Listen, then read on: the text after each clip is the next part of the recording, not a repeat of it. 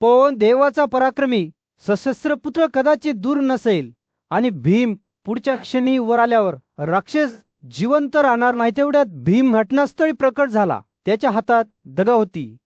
जसजसा वासवाने गडगडाट केला होता त्याने आपल्या भावांना आणि द्रौपदीला वाहून नेताना पाहिले आणि तो संतापाने भरून गेला.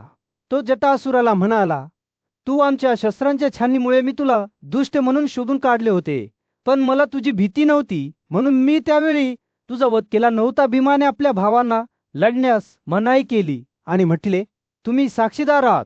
मी या राक्षसाशी बरोबरी करण्यापेक्षा अधिक आहे. आणि त्याच्या डोळ्यात तीव्र दृढ निश्चय घेऊन तो जटासुराच्या दिशेने धावला. ते दोघे एका भयानक कुस्ती सामान्यात गुंतले. त्यांचे शरीर अशा संघर्षात अडकले जे पृथ्वीचा पायाच हलवत असल्यासारखे वाटत होते. त्यांचा संघर्ष सुरू असताना युधिष्ठिरचे शब्द पुन्हा एकदा हवेत प्रतिध्वनित झाले, या कृत्यासाठी स्वतःला समर्पित करून तू नशिबाच्या रेषेशी जोडलेला होऊ गेला आहेस.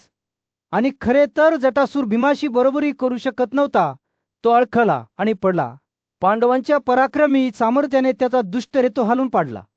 जेव्हा राक्षसाचा वध झाला तेव्हा कुंतीचा शाही मुलगा युधिष्ठिर नारायणच्या आश्रमात परतला आणि तेथे राहू लागला. त्याने 4 वर्षे शांततेत घालवली होती. त्याचे भाऊ अजून भीमकुल आणि सरदेव तसेच त्यांची पत्नी द्रौपदी यांच्या समवेत जंगलात फिरत होता. पण आता त्याच्या भावाचे वचन आठवून युधिष्ठिराने त्या सर्वांना बोलावले आणि म्हणाला, विभसूने हे ठरवले आहे की तो 5व्या वर्षी श्वेत या उत्कृष्ट डोंगरावर येईल, जिथे फुले फुलून उत्सव साजरा केला जातो आणि कोकिला काय मधमाशांवर चटका आणि दुःख मशिकाव्या आणि क्रूर प्राणी तेथे राहतात. आम्ही उत्सुकतेने त्याच्या आगमनासाठी उत्सुक आहोत. युधिष्ठिराने इतरांना समजावून सांगितले की अर्जुनाने परदेशात लष्करी विज्ञान शिकण्यासाठी स्वतःसाठी 5 वर्षे निश्चित केली होती. शस्त्रे मिळवल्यानंतर तो श्वेताला पोहोचणार आहे. पांडवांनी ब्राह्मणांना बोलावले आणि त्यांच्या सभोवती फिरले. त्यांच्या उपस्थितीत त्यांना प्रसन्न केले. ब्राह्मणांनी त्यांची संमती दिली. असे म्हणत, यामुळे समृद्धी आणि कल्याण होईल. हे भारतातील प्रमुख या समस्येचा परिणाम आनंदात होईल. ब्राह्मणांच्या आशीर्वादाने युधिष्ठिर आपल्या भावासह आणि द्रौपदीसह निघाला. त्यानंतर राक्षस आणि त्यांचे संरक्षण लोमसाने केले. ते कधी कधी पायी प्रवास करत असत आणि इतरांवर राक्षसांनी त्यांना उडत मेले. सिंहबाग आणि हत्तींनी समृद्ध होऊन उत्तरेकडे जात असताना गाला. युधिष्ठिराने अनेक संकटांचा सामना केला. असताना दिवशी ते हिमालयाच्या पवित्र उतारांवर पोहोचले. गंधमूरनापासून फार दूर नसलेल्या पवित्र उतारांवर पांडूच्या मुलाला एक पवित्र आश्रम दिसला, ज्या भोवती झऱ्यांजवळ वाढणाऱ्या फुलणाऱ्या झाडांनी वेढलेले होते. शाही ऋषी वैशंपायनाने त्यांचे आपल्या मुलांप्रमाणेच प्रेमाने स्वागत केले. शत्रूंवर दडपशाही करणाऱ्यांनी 7 रात्री आश्रमामध्ये घालवल्या. त्यांचा योग्य आदर केला. 8वा दिवस आला तेव्हा त्यांनी आपला प्रवास सुरू करण्याची तयारी केली. युधिष्ठिराने वैशंपायनाकडे त्यांची उर्वरित वस्त्रे सोपवली आणि त्यांची यज्ञाची भांडी दागिने मागे सोडले. ज्ञानी ऋषींनी त्यांना स्वतःच्या मुलांप्रमाणे सूचना दिल्या. वैशंपायनाच्या परवानगीने उच्च आत्म्याचे लोक उत्तरेकडे निघाले. ते जात असताना उदार वैशंपायन त्यांच्या मागोमाग काही अंतरावर गेले. त्यानंतर पांडवांना ब्राह्मणांची काळजी घेण्याची जबाबदारी सोपवून त्यांना सूचना आणि आशीर्वाद देऊन वैशंपायनाने आपले पाऊल मागे घेतले. युधिष्ठिर आपल्या भावासह पुढे जाऊन आला.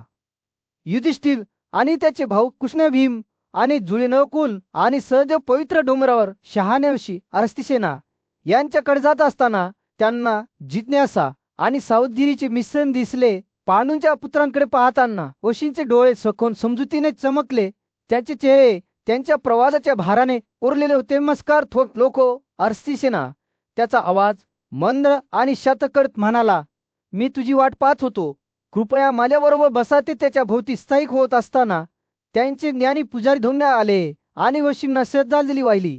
धौम्याच्या उपस्थितीची कबुली देताना अरस्तीसेनाचे डोळे चमकले, कारण त्याने या सुप्रसिद्ध पाहुण्यांची ओळख आधीच ओळखली होती. ऋषीने आपले लक्ष पुन्हा युधिष्ठिराकडे वळवले आणि अनेक प्रश्न विचारले. तुम्ही तुमचे मन सद्गुणाकडे वळवता का?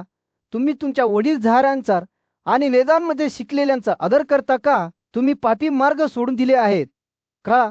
आणि पुण्यकर्म कसे करावे हे तुम्हाला माहीत आहे का? युधिष्ठिराने दिलेल्या प्रतिक्रिया आत्मविश्वासपूर्ण आणि प्रामाणिक होत्या. त्याने अरस्तीसेनाला आश्वासन दिले की त्याने खरोखर स्वतःला धार्मिक जीवनासाठी समर्पित केले आहे. ते बोलत असताना हवा एका अलौकिक संगीताने भरलेली होती की नर्सटेबल शिंपले आणि मृदंगांचे गोड आवाज हाणत वाहून जात होते. आर्टिस्टच्या शब्दांनी त्यांच्या भोवती मंत्रमुग्ध करणारी जादू फिरवली.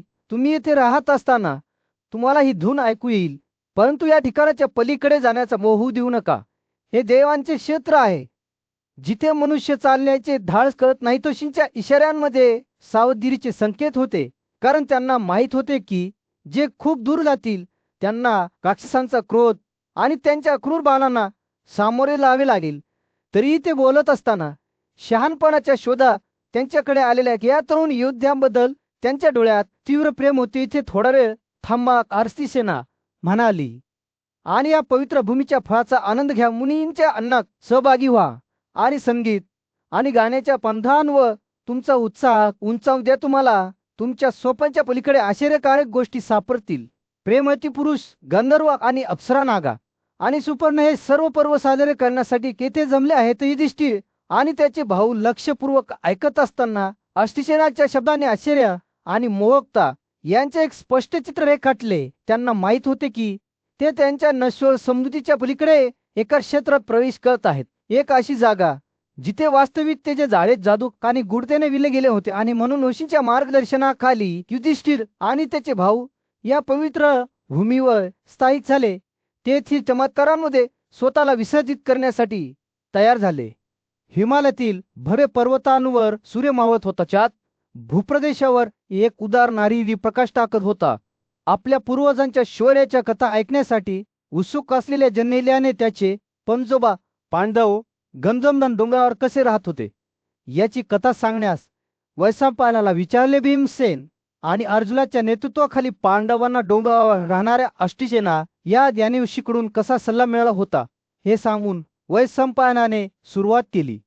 त्यांनी हा सल्ला मनापासून स्वीकारला आणि सरळ जगू लागले आणि अस्वच्छ बाणाने मारलेले फळे, मर आणि हरणाचे मांस खाल्ले. जेव्हा ते त्यांचे दिवस चिंतन करण्यात घालवत असत, तेव्हा लोमास या दैवी ऋषीने त्यांची भेट घेतली आणि त्यांना जुन्या कथा सांगितल्याला जसे महिने जात होते तसंच भीमाचा मुलगा घटोत्कच आणि त्याचे राक्षस सैन्य पांडवांना शात डोंगराळ विश्रांतीचा आनंद घेण्यासाठी सोडून निघून गेले. परंतु अचानक झालेल्या गोंधळामुळे त्यांची शांतता भंग पावली. जवळच्या तलावात राहणाऱ्या एका पराक्रमी नालाला सुपर्ण या दैवी पक्षाने वाहून नेले होते. डोंगर थरथरत होता आणि जंगलातील प्राणी भीतीपोटी पाहत असताना झाडे जमिनीवर कोसळली. पांडवांनी जेव्हा त्यांच्याकडे पाहिले तेव्हा वारा वाहू लागला. त्याच्यासोबत डोंगराच्या शिखरावरून सुगंधी फुले वाहू लागली. त्यांच्यामध्ये भीम होता, जो डोंगरावर भव्यपणे बसला होता. त्याची उपस्थिती शक्ती उत्सर्जित करत होती. कृष्ण त्याच्याजवळ आला आणि म्हणाला, भीमसेन, सर्व राक्षसांना या डोंगरावरून पळून जाऊ द्या, कारण मला त्याची शिखर पाहायची खूप काळापासून इच्छा होती, जी तुझ्या पराक्रमी बाहूंनी संरक्षित होती. राणाच्या भरात भीमाचे डोळे चमकले आणि द्रौपदीच्या शब्दांमुळे त्याला संताप आला. त्याने आपले धनुष्य, तलवार आणि गदा उचलली. वेडा हत्तीसारखा डोंगराकडे धावला. तो खडकाळ मार्गावर चढत असताना जंगलातील प्राणी पाहत होते. थकवा असूनही त्याचे सामर्थ्य अविचल होते. अखेरीस भीम शिखरावर पोहोचला, जिथे त्याला खजिन्याचा देव वैश्वांचा राजवाडा दिसला. तो आश्चर्याने उभा राहिला. मौल्यवान रत्नांच्या भीतींनी वेढलेल्या सोनेरी स्फटिकांच्या राजवाड्यांचे वर्णन करत हवा विविध झाडांच्या संगीताने भरलेली होती आणि त्याच्या भोवती नाचणाऱ्या मुली. भीमाने राजवाड्यावर नजर टाकली तेव्हा हवेत सुगंध वाहणाऱ्या वाऱ्याची झुळूक होती. डोंगराच्या सावलीत राहणारे राक्षस आणि यक्ष थरथरायला लागले. मणिमान हा पराक्रमी राक्षस बाण आणि गदा घेऊन सावलीत बाहेर पडला. भीम आणि राक्षस यांच्यातील लढाई भीषण आणि तीव्र होती. भीमाने आपले धनुष्य अविश्वसनीय ताकदीने चालवले. त्यांचे बाण कापले आणि गर्जना करणाऱ्या राक्षसांच्या शरीराला छेदले. डोंगराच्या मध्यभागी एक गंभीर शांतता घसरली होती.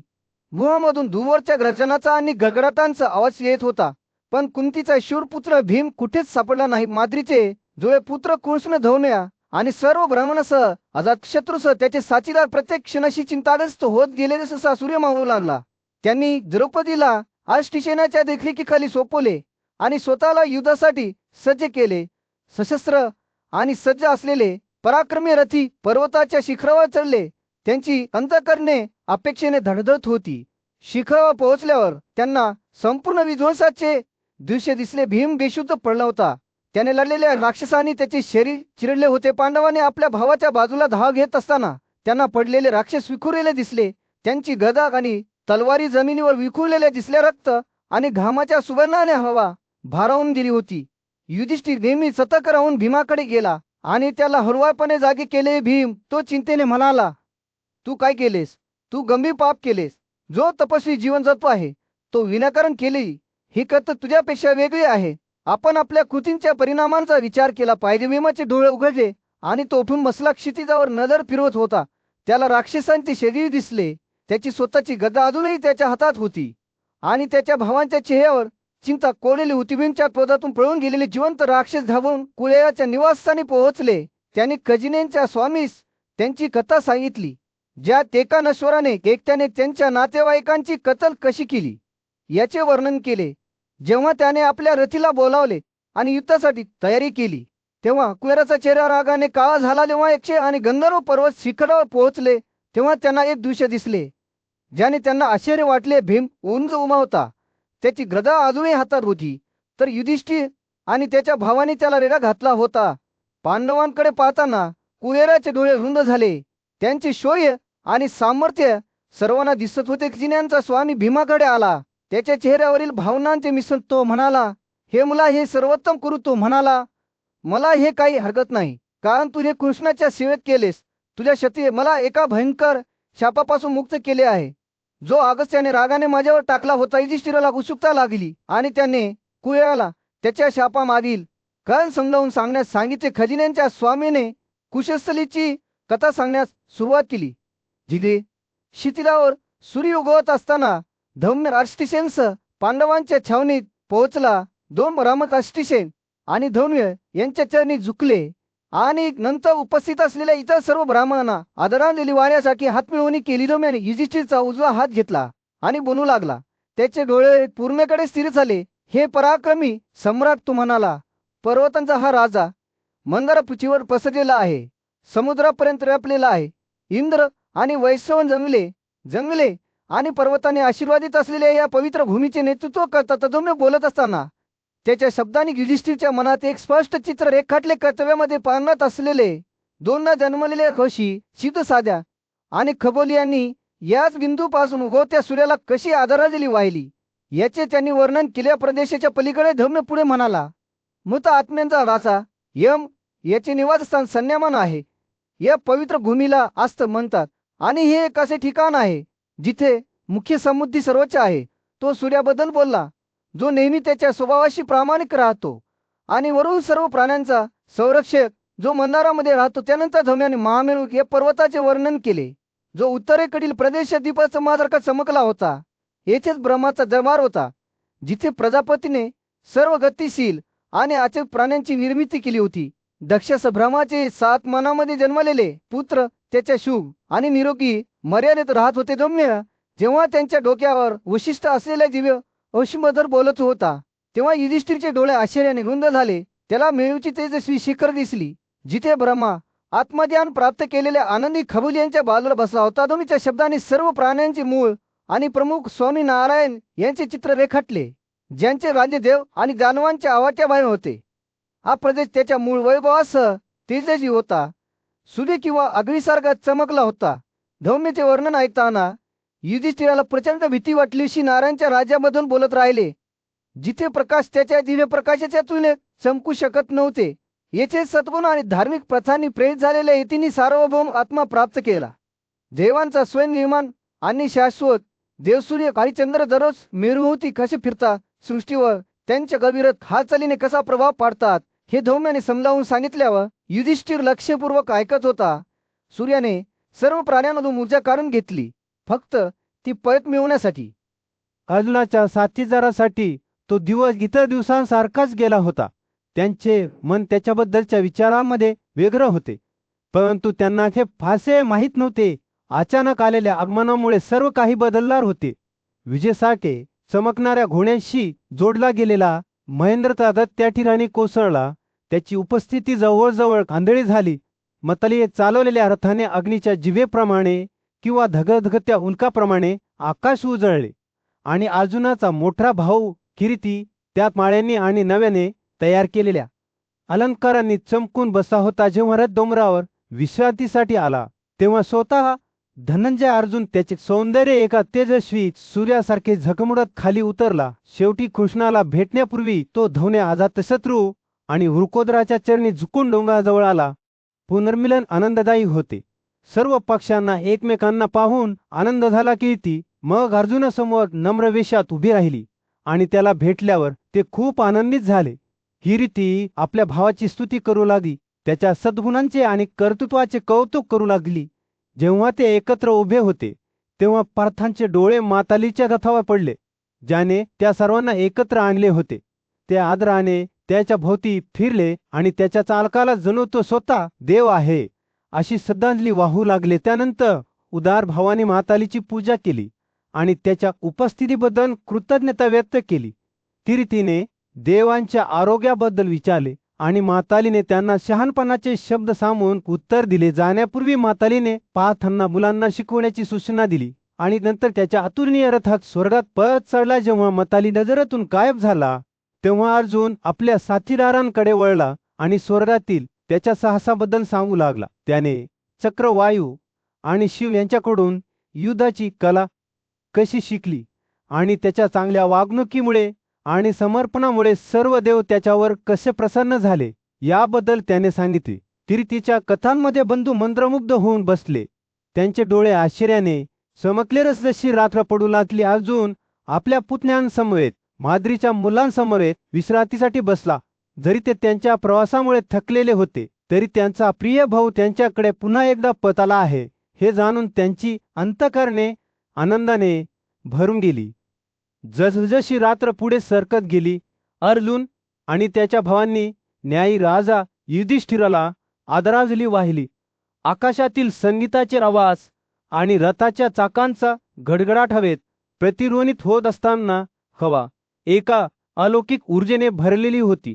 शिकार करणारे प्राणी आणि पक्षी आरडाओरड करत होते, जणू ते देखील काहीतरी विलक्षण पाहत आहेत. बंधू जेव्हा आदराने उभे होते तेव्हा आकाशातून एक चमकणारी मिरवणूक निघत होती. त्यांच्या सोन्याच्या गाड्यांमध्ये चमकणारे गंधर्व आणि अप्सरांचे सैन्य देवांचा राजा पराक्रमी इंद्राच्या मागे येत होते. त्याचा ढगांसारखा चमकणाऱ्या घोड्यांनी जोडलेला पांडवांच्या दिशेने गर्जना करत होता. इंद्र त्याच्या गथमधून चमकताना आणि भावासमोर उभा असताना हवा अपेक्षेने विद्युत होती. उंच आत्म्याच्या राजाकडे पाहताना युधिष्ठिरचे डोळे विस्मयाने मोठे झाले. आदराने तो आपल्या भावासमवेत इंद्राकडे गेला. प्राचीन परंपरेनुसार युधिष्ठिराने त्याच्या अतुलनीय शक्तीची आणि सन्मानाची कबुली दे इंद्राची पूजा केली. अर्जुन अजूनही त्याच्या तपस्वी जीवनाची खून धारण करत इंद्रासमोर एका समर्पित सेवकाप्रमाणे विनम्र वर्तनास उभा होता. जेव्हा इंद्र अर्जुनाच्या गुठया झालेल्या केसांकडे पाहत होता तेव्हा तो आनंदाने भरून गेला. देवांचा राजा युधिष्ठिरावर खसला, ज्याला त्याच्या भावाकडून निघणारी शुद्धता आणि भक्ती कळली होती. इंद्राची पूजा करून युधिष्ठिराने अतुलनीय आनंदाची भावना अनुभवली. पांडवांवर प्रसन्न झालेल्या इंद्राने युधिष्ठिराला मेघगर्जनेसारखा आवाज दिला. हे पांडव, तू पृथ्वीवर राज्य कर असे त्याने घोषित केले. तुला आशीर्वाद मिळो. पुन्हा एकदा कामेकाकडे परत जा. या शब्दांनी इंद्राची उपस्थिती जशी प्रकट झाली होती तशीच अचानक नाहीशी झाली आणि त्याने दैवी ऊर्जेची आभा मागे सोडली. जेव्हा भाऊ स्तब्ध शांततेत उभे होते तेव्हा त्यांना माहीत होते की त्यांचे जीवन कधीही पूर्वीसारखे राहणार नाही. इंद्राशी झालेली भेट ही त्यांच्या नीतीची आणि त्यांच्या पुढे असलेल्या महान कृतीची आठवण करून देणारी होती. आणि ज्यांनी शक्राच्या पांडवाशी झालेल्या भेटीची ही कथा ऐकली ते अस्वस्थतेपासून मुक्त जीवन जगतील. 100 वर्षे आनंद आणि शांतीचा आनंद घेतील. ज्ञानवान वळसांपायन हा कथा सांगताना हसला. त्याला माहीत होते की इंद्राचे शब्द अजूनही त्यांच्या अंतःकरणात प्रतिध्वनित होत आहेत, जे त्यांना त्यांच्या उदात्त ध्येयाच्या दिशेने मार्गदर्शन करतात. या पवित्र भेटीची स्मृती पांडवांमध्ये कायम राहील, त्यांचा मार्ग प्रकाशित करेल आणि त्यांना महानतेकडे प्रेरित करेल. देवांच्या क्षेत्रात अर्जुनाला राजा युधिष्ठिराने एका मोहिमेवर पाठवले होते. परंतु तो त्याचे कार्य पूर्ण करण्यात अयशस्वी ठरला होता. जेव्हा तो पृथ्वीवर परतला तेव्हा त्याला त्याच्या भावाकडून उत्सुकता आणि प्रशंसा मिळाली, ज्याने त्याला स्वर्गातील त्याच्या अनुभवाबद्दल विचारले. अर्जुनाने आपल्या प्रवासाचे वर्णन करताना सांगितले की तो जंगलात कसा गेला होता, जिथे त्याला एक शहाणा ब्राह्मण भेटला, ज्याने त्याला त्याच्या मार्गावर मार्गदर्शन केले. ऋषींनी अर्जुनाला कठोर तपश्चर्या करण्याचा सल्ला दिला आणि वचन दिले की तो लवकरच देवाचा स्वामी दिसेल. दृढनिश्चयाने अर्जुनाने या आध्यात्मिक शोधाला सुरुवात केली. 1 महिना फळ आणि मुळांवर उदरनिर्वाह केला. नंतर केवळ पाणी अन्नापासून पूर्णपणे दूर राहण्यापूर्वी जेव्हा तो ध्यानधारणेत उभा होता, तेव्हा एक भीतीदायक प्राणी डुक्करचे रूप धारण करत बाहेर आला, ज्याचे शरीर प्रत्येक क्षणाशी मोठे होत गेले. एक शक्तिशाली शिकारी धनुष्य आणि बाण घेऊन त्याच्या सेविका सहकार्यासह मागे मागे येत होता. अर्जुनाने स्वतःचे धनुष्य आणि लात मारून बाणांचा गारपीट केला, जो खरा ठरला. परंतु त्या प्राण्याने त्या सर्वांना सामावून घेतले. अर्जुन एकापाठोपाठ एक बाण चालवत होता आणि प्रत्येक जण त्या प्राण्याने गिळला होता. न डगमगता त्याने अधिक शक्तिशाली शस्त्रांचा वापर केला, ज्यात स्वतः देवांनी चालवलेली शस्त्रे, स्तून कर्ण, वरून सलो आणि आस्मर्श यांचा समावेश होता. परंतु तीही प्राण्याच्या अतृप्त उपासमारीने नष्ट झाली. जशी लढाई सुरू राहिली, अर्जुनाने पराक्रमी पोहून देवाचे धनुष्य त्याच्या स्वतःच्या हातात ठेवले, परंतु तरीही तो त्या प्राण्याला पराभूत करू शकला नाही. जेव्हा त्याने सृष्टीच्या सामर्थ्याने ओतप्रोत ब्रह्मास्त्र या दैवी बाणाला मुक्त केले, तेव्हा तो प्राणी आकाराने आणि सामर्थ्याने वाढू लागला. ब्रह्मास्त्राने सोडवलेल्या ऊर्जेने त्याच्या मार्गातील सर्व काही नष्ट करण्याची धमकी दिल्याने जग थरथरत होते. परंतु हे शक्तिशाली शस्त्र देखील त्या प्राण्याच्या कविचल सामर्थ्याविरुद्ध अप्रभावी ठरले. अर्जुन आश्चर्यचकित आणि भयभीत झाला, जोपर्यंत त्याला हे समजले नाही की त्याला त्याच्या शत्रूचा सामना जादूऐवजी शारीरिक शक्तीने करावा लागेल. बंद शिंगे, त्यांची फटके पृथ्वीला हादरवत असताना अर्जुन जमिनीवर पडला. त्याच्या प्रतिस्पर्धेच्या निव्वळ सामर्थ्याने त्याचा पराभव झाला. जेव्हा तो प्राणी त्याच्या स्त्री साथीदारासह गायब झाला, तेव्हाच विनाश आणि परिवर्तनाचा देव महादेव पुन्हा एका नवीन रूपात प्रकट झाला. प्रेम आणि भक्तीची देवी उमा तिच्या बाजूला उभी असताना महादेवाने अनेक रूपे धारण करण्यास सक्षम असलेले शक्तिशाली त्रिशूळ पिला चालवले. त्याने अर्जुनाच्या धैर्य आणि दृढनिश्चयाची प्रशंसा केली आणि म्हटले की तो त्याच्यावर प्रसन्न आहे. त्यानंतर देवाने अर्जुनाला त्याने घेतलेली धनुष्य आणि लात परत केली आणि त्याला एक वरदान दिले. अर्जुनाने स्वतः महादेवाने चालवलेली सर्व दैवी शस्त्रे शिकण्याची विनंती केली आणि म्हणून देवाने त्याला पराक्रमी पाशुप प्रदान केले. सूर्य हिमालयावर मावळत होता. त्याने भूप्रदेशावर एक उबदार नारिंगी चमक दाखवली होती.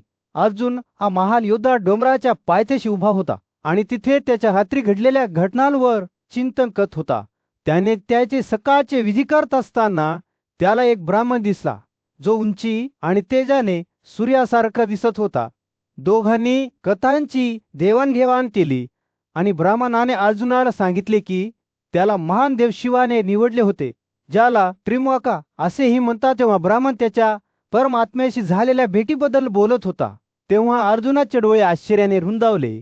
शहाणा माणूस देवांच्या आणि त्यांच्या आकाशीय क्षेत्राच्या कथा सांगताना तो लक्षपूर्वक ऐकत होता. जेव्हा ते बोलत होते तेव्हा एक सौम्य वारा वाहू लागला, ज्यात प्रत्येक दिशेने फुललेल्या ताज्या फुलांचा गोड सुगंध होता. देवतांचा राजा इंद्र याची स्तुती करणाऱ्या मंत्रांनी आणि स्तोत्रांनी हवा भरून गेली होती. अचानक क्षितिजावर दैवी प्राण्यांची एक मिरवणूक बाहेर आली. यम मृत्यूचा देव त्याच्या रथावर बसलेला समुद्राचा स्वामी वरुण आणि इतर दिव्य देवतांसह त्यांनी अर्जुनाचे खुर्या बाहुनी स्वागत केले. त्याला त्यांच्यापैकी एक म्हणून मान्यता दिली. जगाचे पालक असलेल्या लोकपालाने अर्जुनाला शक्तिशाली शस्त्रे भेट दिली आणि त्याला दैवी शक्ती दिली. जेव्हा अर्जुनाने देवाकडून भेटवस्तू स्वीकारल्या तेव्हा त्याला प्रचंड कृतज्ञता आणि भीतीची भावना जाणवली. हजारो डोळ्यांचा राजा इंद्र अर्जुनासमोर प्रकट झाला आणि म्हणाला की त्याला एका मोठ्या हेतूसाठी निवडण्यात आले आहे. आकाशाच्या स्वामीने घोषित केले की अर्जुनाला त्याच्या नश्वर रूपात परत जावे लागेल, परंतु लवकर त्याला एक महत्त्वपूर्ण कार्य पूर्ण करण्यासाठी बोलावले जाईल. इंद्राचा रथ चालत मत्ताली घोड्यांनी जोडलेली एक उत्कृष्ट आकाशीय गाडी घेऊन घटनास्थळी पोहोचला. ते स्वर्गात चरत असताना मत्ताली अर्जुनाच्या शात वतनामुळे आश्चर्यचकित झाला आणि म्हणाला की देवही त्यांच्या रथाच्या वेगामुळे विक्षिप्त झाले आहेत. ते आकाशांच्या प्रदेशातून उड्या मारत होते, श्वास रोखून धरायला लावणारे दृश्य पाहत होते आणि दैवी निवासस्थानांवर आश्चर्यचकित झाले होते. इंद्राच्या राज्याची राजधानी असलेल्या अमरावती शहरात अर्जुनाला त्याच्या कल्पनेच्या पलीकडचे चमत्कार दिसले. त्याने समदार उद्याने, कमळाच्या फुलांनी सुगंधित तलाव आणि सर्व इच्छा पूर्ण करणारी फळे देणारी झाडे पाहिली. हवा घोषसुरांनी भरलेली होती आणि जमीन रत्नांच्या बहुरूपीने चमकली होती. त्यांनी शहरात प्रवेश करतात अर्जुनाला वासुभुद्र आणि इतर दिव्य प्राणी भेटले, ज्यांनी त्याला आशीर्वाद दिले. त्यांनी त्याला शक्ती, पराक्रम आणि युद्धात विजय मिळवून दिला. आनंद आणि आश्चर्याने भरलेले अंतकण घेऊन अर्जुन इंद्रासमोर उभा राहिला, ज्याने त्याला आदराचे प्रतीक म्हणून त्याचे अर्धे आसन कापण केल्यामध्ये. अर्जुन जेव्हा त्याची कथा सांगत राहिला तेव्हा तो त्या क्षणाबद्दल बोलला जेव्हा त्याने भव्य समुद्र पाहिला, जो पाण्याचा एक अक्षय स्वामी होता. लाटा प्रचंड कड्यांप्रमाणे किनाऱ्यावर कोसळल्या, कधीही न संपणाऱ्या नृत्यात भेटल्या आणि गळून पडल्या. सर्पच्या आवाजाबरोबर मौल्यवान रत्ने भरलेली हजारो जहाजे दिसली, त्यांचे पाल वाऱ्यामध्ये उडत होते. जेव्हा अर्जुनाने हे आश्चर्यकारक दृश्य पाहिले तेव्हा त्याला पूर्वी कधीही न पाहिलेल्या प्राण्यासारखे प्राणी दिसले. कासव आणि मकर पाण्याखालील पर्वतांसारखे लाटांमधून पोहत होते. एक स्पष्ट रात्री ताऱ्यासारखी चमकणाऱ्या कवचांनी समुद्राचा पृष्ठभाग विखुरलेला होता. त्यांचे सौंदर्य केवळ काही प्रमाणात फिरत्या पाण्याने लपलेले होते आणि या सर्वांमध्ये एका हिंसक वाऱ्याने फोमच्या वावटळ्यांना झोपून काढले. एक दृश्य तयार केले ज्याने अर्जुनाला आश्चर्यचकित केले. जेव्हा तो तिथे उभा होता आणि समुद्राच्या वैभवात मद्यपान करत होता तेव्हा त्याचे डोळे दानवांनी भरलेल्या भुते असलेल्या शहराकडे वळले. हवा दुष्ट ऊर्जेने भरलेली होती आणि अर्जुनाला माहीत होते की त्याला काळजीपूर्वक चालावे लागेल. तो कुशल सारथी असलेल्या मतालीने अर्जुनाच्या हाताची सूत्रे घेतली आणि त्याला पुढे ढकलले.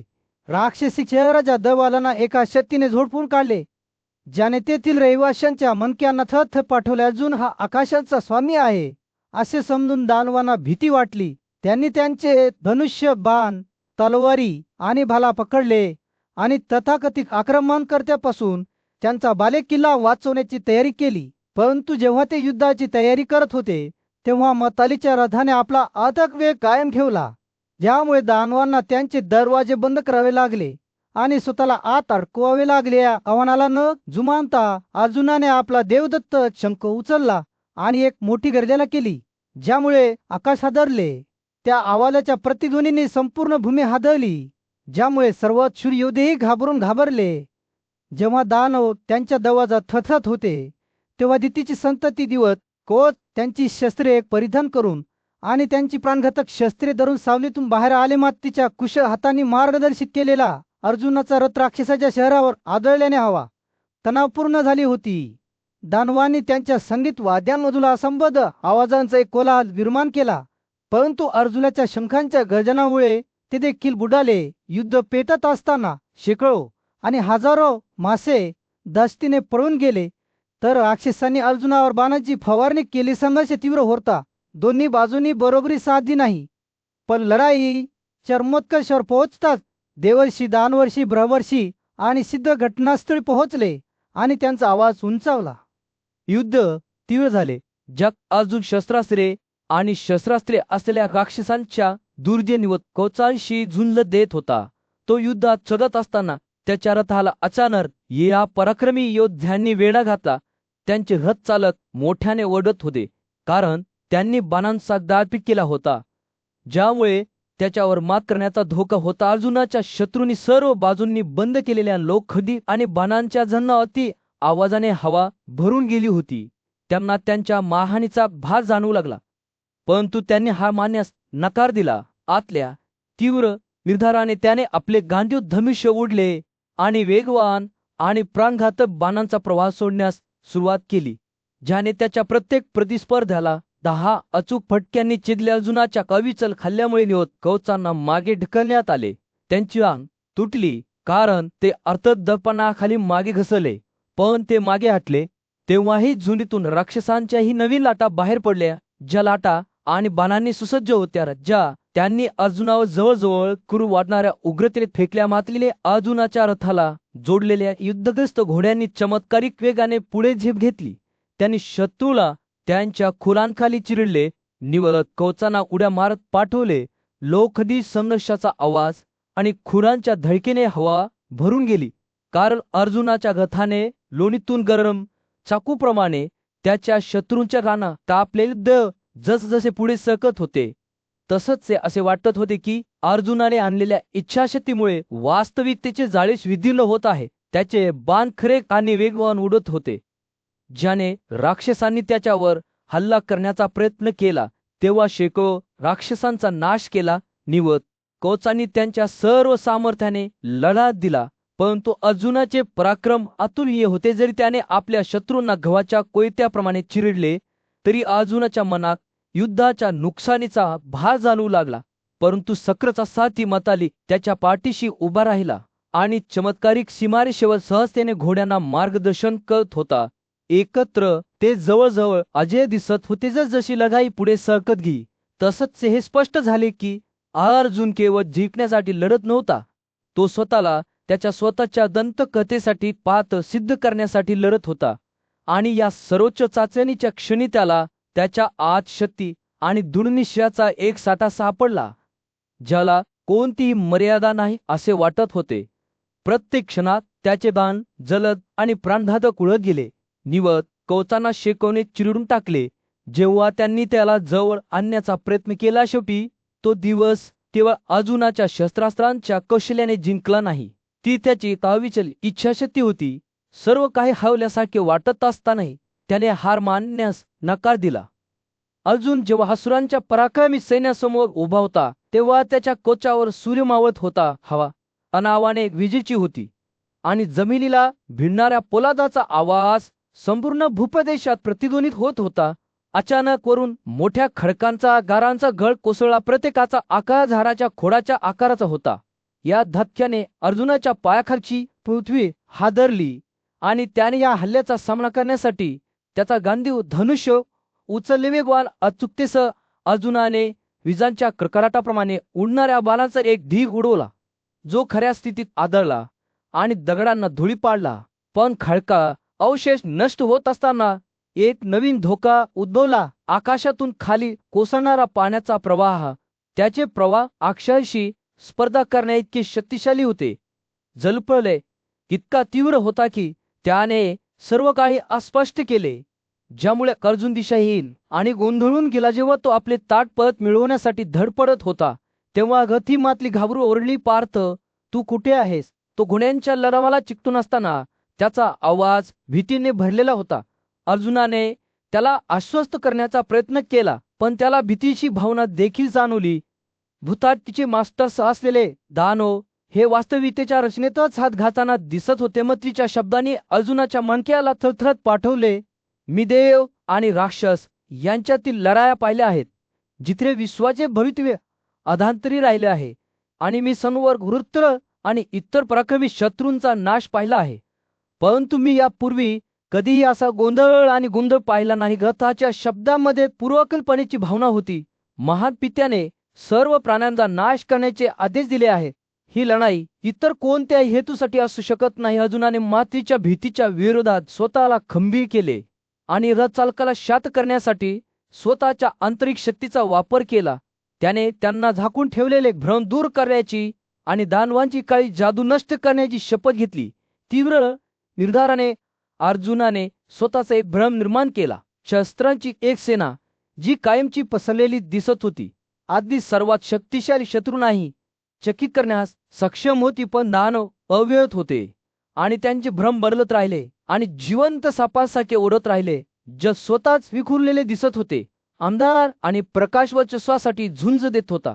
मातली पुन्हा एकदा ओढत असताना अर्जुनाच्या घोड्यांनी एक दहशत माजवली. पार्थ, तू कुठे आहेस? पण यावेळी अर्जुन तयार होता. एक दीर्घ श्वास घेऊन त्याने आपले मन एकाग्र केले आणि निवत पोचांवर जोरदार प्रतिहल्ला केला, ज्यामुळे ते यमक्षेत्रात कोसळले. अर्जुनाच्या गांधीव धनुष्याने एकापाठोपाठ एक बाण फळकवल्याने लढाईची वेळी, पण आधी त्याच्याप्रमाणेच जेव्हा अर्जुन युद्धभूमीवर उभा होता तेव्हा त्याने गुप्तपणे लढायला सुरुवात केलेल्या दैत्यांकडे नजर टाकली. उघड्या डोळ्यांनी अदृश्य ते त्यांचा मित्र म्हणून भ्रमनिरास करत होते, परंतु अजून फसवणुकीचा नव्हता. त्याने आपले गांधीव धनुष्य काढले, काही बाणानंतर बाण सोडण्यास सुरुवात केली. प्रत्येक जण त्याची खून प्राणघातक अचूकतेने मारत होता. जिथे जिथे ते उभे होते तिथे दैत्यांची डोकी कापून टाकणारे दांडे हाणत उडत होते. अर्जुन अदृश्य शत्रूशी शौर्याने लढत राहिला, पण तो निवत कोचाईशी भिडला. तेव्हा त्याच्या लक्षात येऊ लागले की त्यांचा भ्रम क्षणाला अधिक तीव्र होत चालला आहे. त्याच्या पायाखालची जमीन असमान होत असल्याचे दिसत होते आणि दगड खडकांसारखे आकाशातून पडू लागले. अर्जुनाचे घोडे गोंधळ घालण्यास जागा न मिळाल्याने डगमू लागले. सगळे आशा गेली आहे असे वाटत असताना रथी मताली बोलला. त्याचा आवाज शांत आणि आश्वासक झाला. अर्जुना भिवू नको, तो म्हणाला. मेघगर्जना बाहेर पाठव. अर्जुनाने मान डोलावली आणि वेगवान हालचालीसह त्याने त्याच्या आवरणातून शक्तिशाली शस्त्र काढले. मेघगर्जना आतील प्रकाशाने चमकली आणि मंत्रांनी ओतप्रोत ती स्वतःचा जीव घेत असल्यासारखे वाटले. अर्जुनाने या भ्रमाच्या केंद्रस्थानी गांधीवाला लक्ष केले आणि चौकांप्रमाणे चिरलेल्या खांबांवर गोळीबार केला. मेघगर्जनेची शक्ती त्यांच्यामध्ये शिरली. त्यांना एक अलौकिक ऊर्जा दिली. जेव्हा ते त्यांच्या खुणा गाठत होते तेव्हा निवत कोस फुटत होते. त्यांची रूपे शून्यात विलीन होत होती. क्षणाघात युद्ध संपले. अर्जुनाने परिणामांचे निरीक्षण केले. त्याचे डोळे युद्धभूमीवर विखुरलेले मृतदेहांच्या समुद्राकडे लागले. एकेकाळी घाबरलेले घोडे आता शांत आणि स्थिर उभे राहिले, जणू काही एखाद्या न पाहिलेल्या हाताने त्यांचे पूर्वीचे वैभव परत मिळवले आहे. मताली हसली. त्याचे डोळे संमतीने चमकले. अर्जुन, तुझे पराक्रम अतुलनीय आहे, तो म्हणाला. आकाश यांनी स्वतः युद्धात असे कौशल्य कधीच पाहिले नाही. जेव्हा त्या दोघांनी निवत कवचाच्या शहरात प्रवेश केला तेव्हा त्यांना संपूर्ण गोंधळाचे दृश्य दिसले. दैत्यांच्या बायता त्यांच्या पुढे पळून गेल्या. त्यांचे दागिने ते धावताना जमिनीवर किंचाळले. शहर स्वतः एक चमत्कार होते. त्याच्या भिंती जवळजवळ दैवी वाटणाऱ्या प्रकाशाने चमकत होत्या. अर्जुन आश्चर्याने त्याकडे पाहत होता. त्याचे मन वास्तुकेच्या आकारमानाकडे चकित होत होते. मताली, त्याने विचारले, येथे खगोली प्राणी का राहत नाही? हे ठिकाण पुरंदर शहरापेक्षाही श्रेष्ठ आहे. मताली पुन्हा हसती. त्याचे डोळे ज्ञानाने चमकले. अजून आपली कथा सांगत राहिला तेव्हा तो प्रवासातून परतत असताना त्याला सापडलेल्या हिरण्यपूर या अलौकिक शहराबद्दल बोलला. मौल्यवान रत्नांपासून बनवलेल्या उंच दारे आणि भिंती आणि रत्नासारखी चमकणारी फळे आणि फुले असलेली झाडे असलेले हे शहर पाहण्यासारखे आश्चर्यकारक होते. येथे पौलम आणि कलाकंद शक्तिशाली असू होते, ज्यांना देवांनाही आजय म्हटले जात असे. अर्जुनाची उत्सुकता त्याच्या मनात वाढली आणि त्याने त्याचा साथी मतालीला विचारले की हे आश्चर्यकारक शहर का आहे. म्हातारीने स्पष्ट केले की ब्रह्माने स्वतः कालकियांसाठी एका दैत्य कुटुंबासाठी त्यांच्या कठोर तपश्चर्याचे बक्षीस म्हणून हे निर्माण केले होते. हे शहर अभेद्य असल्याचे म्हटले जात होते आणि तेथील रहिवाशांना चांगले भाग्य आणि समृद्धी लाभली होती. अर्जुनाची उत्सुकता वाढली. त्याने शहराला भेट देण्याचे ठरवले आणि देवांना भेडसावणाऱ्या धोक्याचा अंत करण्याचा निर्णय घेतला. मताली त्याला त्यांच्या आकाशीय रथावर हिरण्यपूरच्या परिसरात घेऊन गेला आणि जसे ते जवळ आले तसंच ते असुर युद्धासाठी उत्सुक होऊन शहरातून बाहेर पडले. अर्जुन निर्लज्ज होता आणि त्याच्या दैवी शस्त्रांसह त्याने दानवाशी लढायला सुरुवात केली. अर्जुनाचे बाण वेगाने आणि खऱ्या अर्थाने उडत असताना लढाई चिघळली तर दानवाने त्यांच्या स्वतःच्या शस्त्रागाराने प्रत्युत्तर दिले, परंतु त्यांच्या पराक्रमी प्रयत्नानंतरही असुर अर्जुनाच्या कौशल्याची आणि सामर्थ्याची बरोबरी करू शकले नाहीत.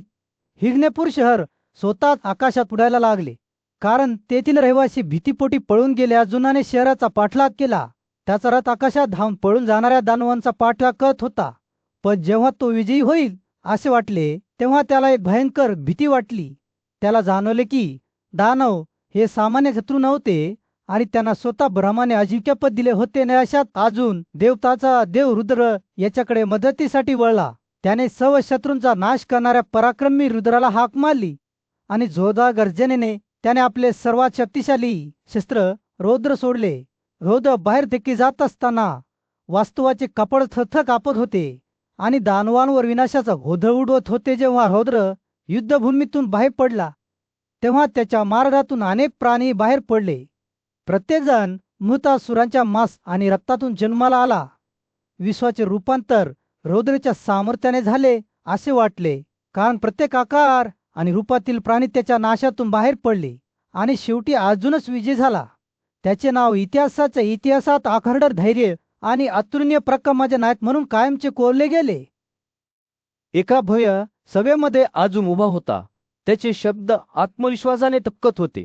त्याने इंद्राच्या पवित्र निवासस्थानाची कथा सांगण्यास सुरुवात केली, जिथे स्वतः दिव्य राजाने त्याचे सन्माननीय अतिथी म्हणून स्वागत केले होते. अर्जुन बोलत असताना त्याचा आवाज वाऱ्यावर वाहू लागला, जो गंधमदान पर्वतरांगांच्या सभोवतालच्या दऱ्यांमधून आणि टेकड्यांमधून प्रतिध्वनित होत होता.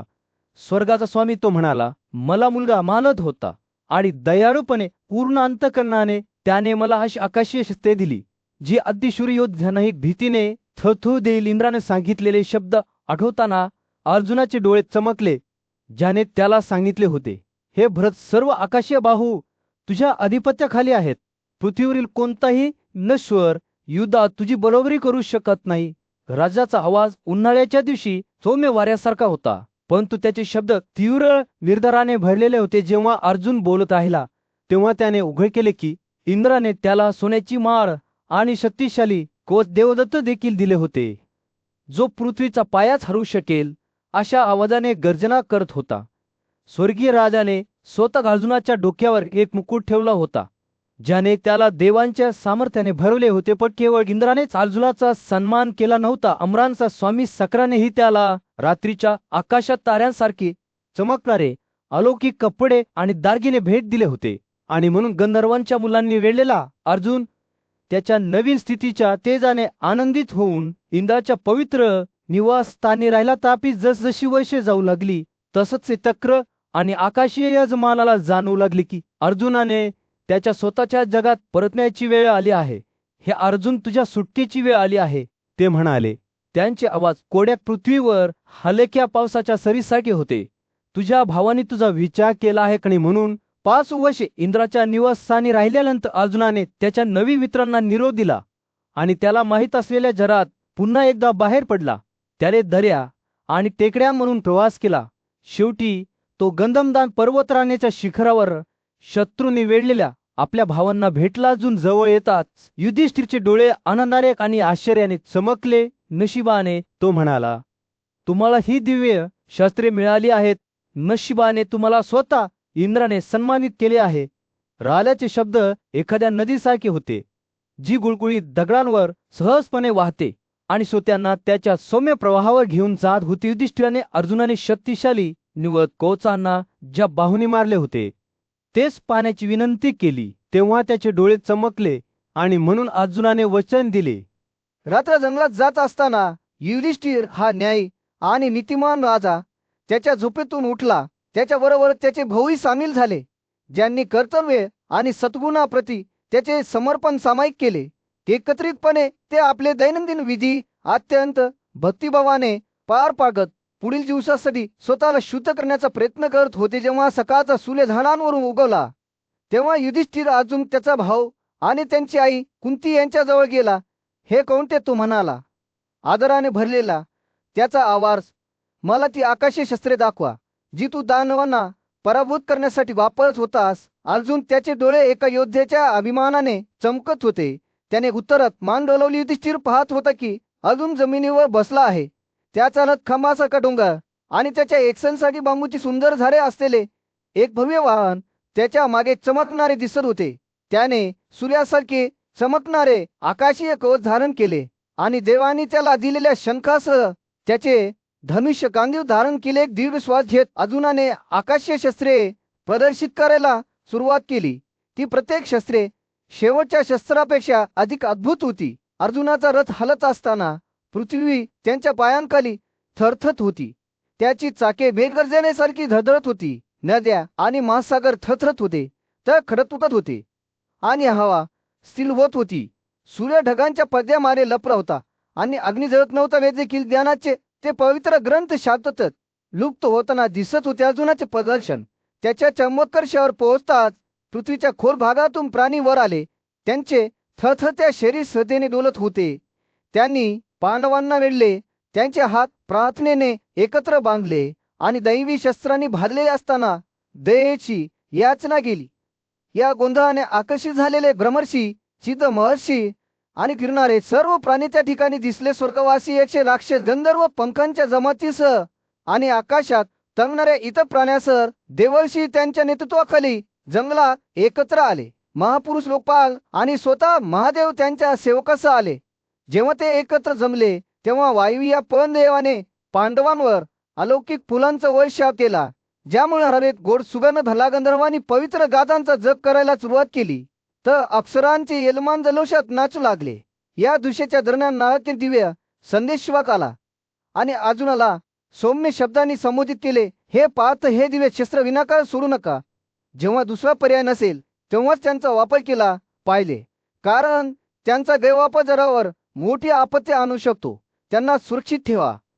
त्यांच्या वनवासादरम्यान जन्मेजयाने त्याच्या सुप्रसिद्ध पूर्वजांच्या इंद्राच्या राज्यातून परत आलेल्या प्रिधाच्या पुत्रांच्या कार्याबद्दल चौकशी केली.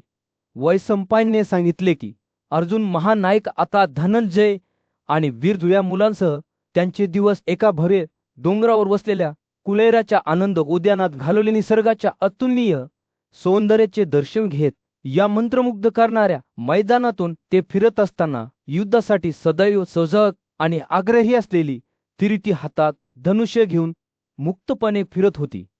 राजा वैश्वानराच्या आशीर्वादाने त्यांना निवासस्थान मिळाले होते आणि पांडव सांसारिक समृद्धीची चिंता न करता जगले होते. त्यांनी तेथे 4 वर्षे घालवल्यानंतर अगदी एका राताप्रमाणे काळ शांतपणे गेला, तथापि त्यांचे रमणीय अस्तित्व कायमस्वरूपी टिकणे नियत नव्हते. पार्थ त्यांच्या बाजूला असताना प्रिथाचे पुत्र अखेरीस राजा धर्मराजाकडे गेले, जो त्याच्या समोर बसला होता. पण देवाचा मुलगा जिष्णू आणि वीरजुळे एकत्र बोलले. त्यांचे शब्द गोड अमृतासारखे होते. हे कुरु राजा, आम्ही येथे केवळ आमचे वचन पूर्ण करण्यासाठी आणि तुमचे हितसंबंध पुढे नेण्यासाठी राहतो. या जंगलात राहत असताना आम्ही त्याच्या सर्व अनुयायांसह सुयोधनाचा वध करू शकत नाही. आम्ही वनवासात राहून 11 वर्षे झाली आहेत आणि दुर्योधनाला फसवल्यानंतर आम्ही शोधल्याशिवाय आपला वेळ सहजपणे पूर्ण करू. त्यांचा हेतू एक वर्ष वाट पाहण्याचा होता. नंतर दुष्ट सुयोधन आणि त्याच्या अनुयायांना पराभूत करून आपले राज्य परत मिळवण्यासाठी परत येणे हा होता. त्यांनी धर्मराजाला स्वर्गातून उतरण्याची विनंती केली, जेणेकरून तो त्याचे दुःख विसरू नये आणि त्याची कीर्ती नश्वर आणि अमर लोकांच्या जगात सुगंधी फुलासारखी नाहीशी होईल. त्यांचा संकल्प ऐकून धर्म आणि लाभात पारंगत असलेला राजा धर्मराज कुबेराच्या निवासस्थानी फिरला. युधिष्ठिराने राजवाडे, नद्या, तलाव आणि राक्षसांना निरोप दिल्यानंतर तो ज्या मार्गाने आला होता त्या दिशेने मागे वळून पाहिले. त्यानंतर तो डोंगराकडे वळला आणि विनवणी केली, हे सर्वात महान पर्वत, मी तुम्हाला पुन्हा पाहू शकेन. मी दबलेल्या आत्म्याने तपश्चर्या करीत आहे. एकदा मी माझे कार्य पूर्ण केले, माझ्या शत्रूंना ठार केले आणि माझे राज्य परत मिळवले. आपल्या अंतःकरणात हा दृढ निश्चय ठेवून आपल्या धाकट्या भावांना आणि ब्राह्मणांना सोबत घेऊन आधी ज्या मार्गाने पुढे जात होता त्याच मार्गाने पुढे सरसावले. घटोत्कचने आपल्या अनुयायांसह त्यांचा प्रवास सुरू करताना त्यांना डोंगराळ धबधबे ओलांडून नेले. महान कोशी लोमास आपल्या मुलाला सल्ला देणाऱ्या वडिलांप्रमाणे स्वर्गवासियांच्या पवित्र स्थळी गेले. शिवसेनाच्या मार्गदर्शनाखाली पांडव रोमटिक तीर्थे आणि आश्रम पाहात एकटेच पुढे सरकले. पांडवांनी भव्य पर्वतरांगांमधील त्यांचे आनंदी घर सोडले तेव्हा त्यांना दुःखाची भावना जाणवली. जीवनाने भरलेले पर्वत, पक्षी, हत्ती आणि अलौकिक प्राणी त्यांना निरोप देत असल्यासारखे वाटत होते. परंतु जेव्हा त्यांनी कुबेराचा आवडता पर्वत कैलास पाहिला तेव्हा त्यांचे आत्मे उंचावले. क्षितिजावरील ढगांसारखे त्याची बनत श्वास रोखून धरायला लावणारी होती. पतन आणि धनुष्य घेऊन पांडव आपल्या सभोवताचे चित्ततारक दृश्य घेऊन पुढे सरसावले. ते हरिण, पक्षी आणि हत्तींनी भरलेल्या जंगलातून जात नद्या, तलाव आणि गुंफा ओलांडून वशपर्व या सुंदर आश्रमात पोहोचले. गाजाने त्यांचे प्रेमाने स्वागत केले आणि त्यांनी त्यांच्या पवित्र निवासस्थानी एक रात्र घालवली, जिथे देव आणि ऋषी वारंवार येत असत. दुसऱ्या दिवशी सकाळी पांडव विसाला नावाच्या जुजुपेच्या झाडाकडे निघाले, जिथे त्यांनी निवास केला. नारायणच्या घरी पोहोचताच ते कुलेच्या आवडत्या तलावाचे सौंदर्य पाहून आश्चर्यचकित झाले, ज्याला अनेकदा देव आणि सिद्ध भेट देत असत. पांडूच्या मुलांनी तेथे आनंदाने वेळ घालवला. त्यांचे दूर ब्राह्मण ऋषीसारखे विसरले गेले ज्यांना नंदन बागेत सांत्वन मिळते एक महिना बदर येथे राहिल्यानंतर पांडव किरातांचा राजा सुवाहू याच्या राज्याकडे निघाले. ते विश्वासघातकी हिमालयीन प्रदेशातून गेले आणि मूल्यवान रत्ने असलेले चीन, तुखारा दर्दा आणि कुलिंडा या प्रदेशातून गेले. जेव्हा त्यांनी सुवाहूच्या राज्यात प्रवेश केला तेव्हा राजा त्यांना पाहून खूप आनंदित झाला आणि त्यांचे प्रेमाने स्वागत केले. पांडवांनी सुवाहूच्या राजधानीत त्यांच्या रचलकांनी, सेवकांनी आणि स्वयंपाकीने वेगळी एक आरामदायी रात्र घालवली.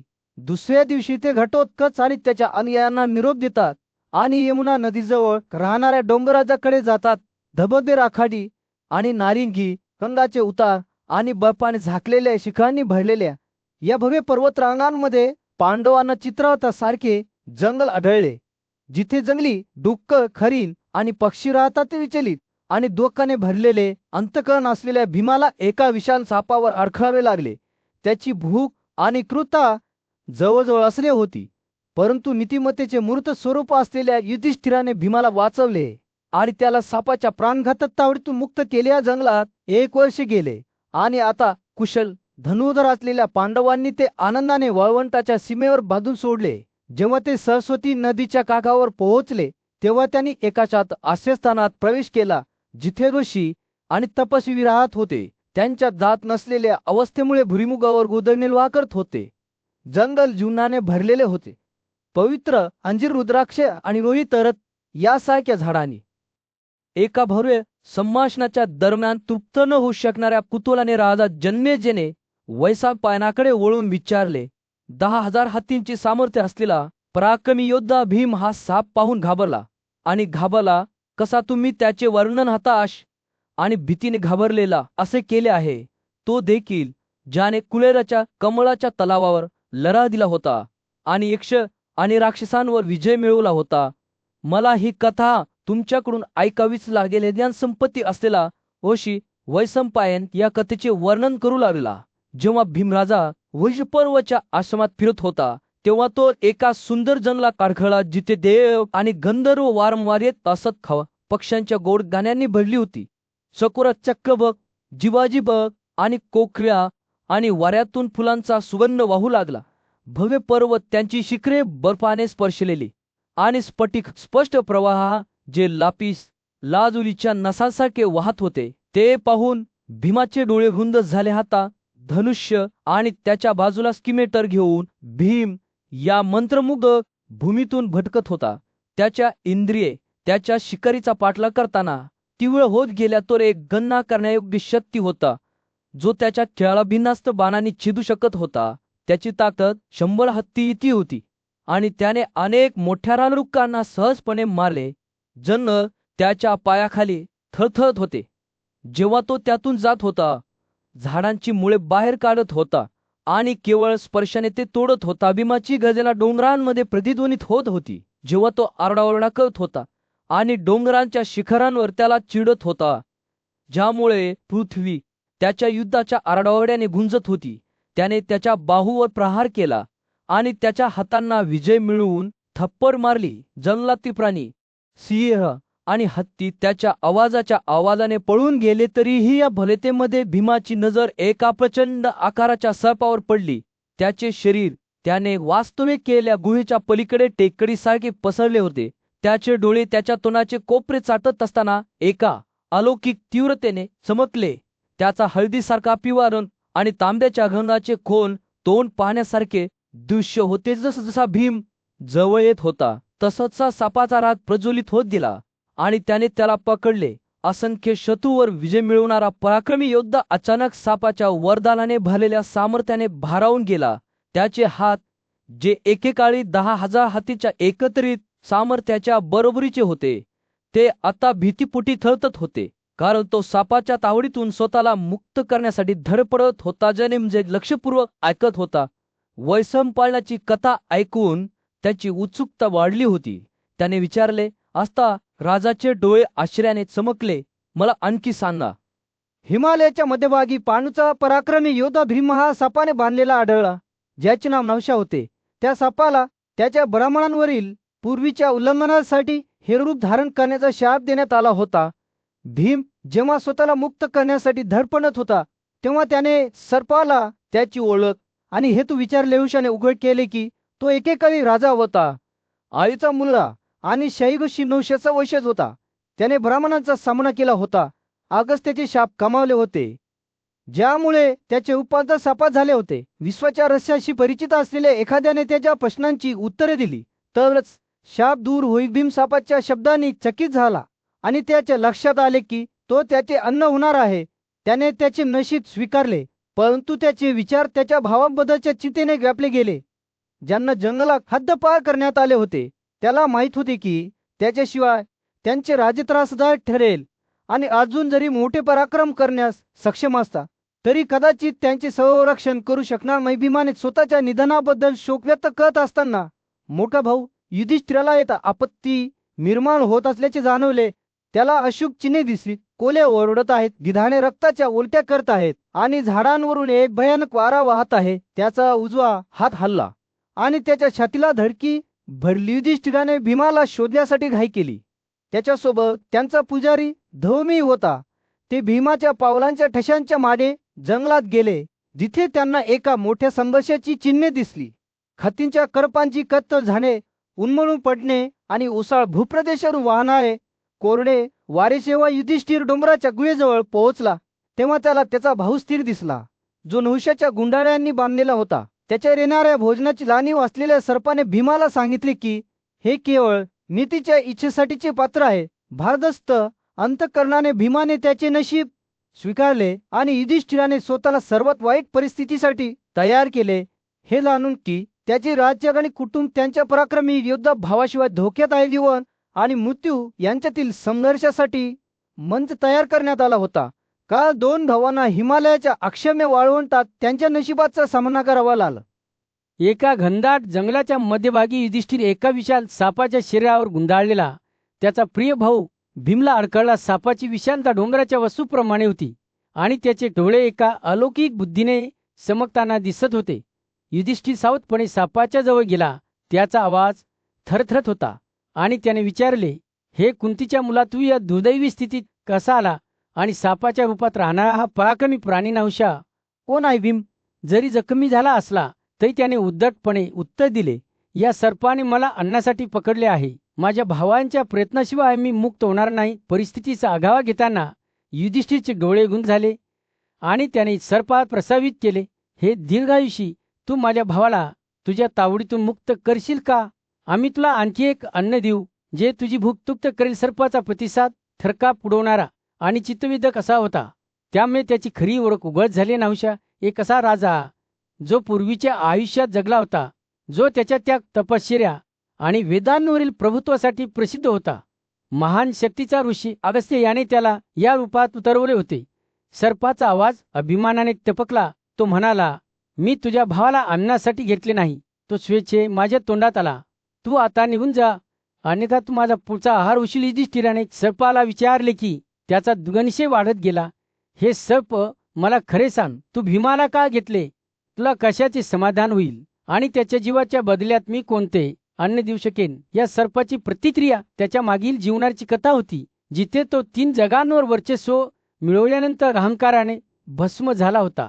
त्याने त्याचे शासन धारण केलेल्या हजारो ब्राह्मणांचा अपमान केला होता. त्या सर्पाने आठवणींना उजाळा देत आणि उत्कंठ व्यक्त केली, या रूपातही मला माझे पूर्वीचे जीवन आठवते. अगस्त्यने मला या स्थितीत आणले, पण मला अजूनही नहुष असण्याचा गौरव आठवतो. त्या सर्पाचे शब्द राजीनान्याच्या हलने झोतात पडले. जग म्हटले होते, मी भीमाला मुक्त करणार नाही किंवा मला इतर कोणत्याही अन्नाची इच्छा नाही, पण जर तुम्ही माझ्या प्रश्नांची उत्तरे दिली तर मी कदाचित त्याचा जीव वाचवू शकेन. युधिष्ठिराने हे आव्हान स्वीकारत म्हटले, हे सर्प, मला जे काही हवे ते विचारा. मी तुम्हाला प्रसन्न करण्याच्या आशेने तुमच्या प्रश्नांची उत्तरे देण्याचा प्रयत्न करेन. सर्पाचे डोळे कुतूहलाने चमकले आणि विचारले, ब्राह्मण कोण आहे? ब्राह्मणाने काय ओळखले पाहिजे? युधिष्ठिराने उत्तर दिले, ब्राह्मण म्हणजे जो सत्य, दान, क्षमा, चांगले वर्तन, परोपकार आणि दयेचे प्रतीक आहे. जे ज्ञात असले पाहिजे ते सर्वोच्च ब्रह्म आहे, जे आनंद किंवा दुःखाच्या पलीकडे आहे. भरत राजवंशाचा ज्ञानी राजा युधिष्ठिर ज्या ठिकाणी चिंतनशील अवस्थेत बसला होता त्या जंगलामध्ये सूर्य एका उबदार नारंगी रंगाची चमक पसरवत होता. त्याचा भाऊ भीमसेन हा पराक्रमी योद्धा अलीकडेच एका धोकादायक प्रवासातून परतला होता. आणि युधिष्ठिराने तारणाच्या मार्गावर मार्गदर्शन मागितले होते. तेव्हा तो विचार करत होता, तेव्हा पाण्याखालून एक सर्प बाहेर आला. त्याचे शरीर गुंडाळलेले आणि मारायला तयार होते. पण हल्ला करण्याऐवजी साप हलक्या आवाजात म्हणाला, हे भरतवंशाचे